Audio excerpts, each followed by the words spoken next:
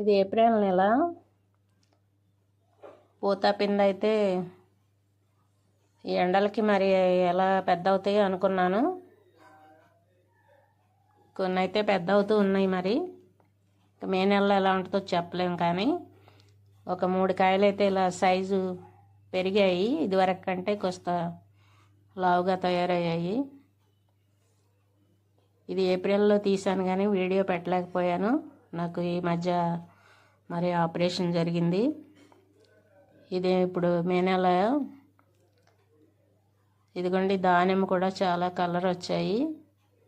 ఒక 12 కాయలు అయితే దానిమ్మ కోసాను. అందులో ఒకటి మీకు చూపిస్తున్నాను. ఇప్పుడు గార్డెన్లోనే ఉన్నాను.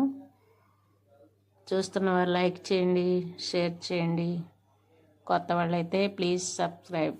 అందరూ బాగున్నారుగా, ప్లీజ్ సబ్స్క్రైబ్.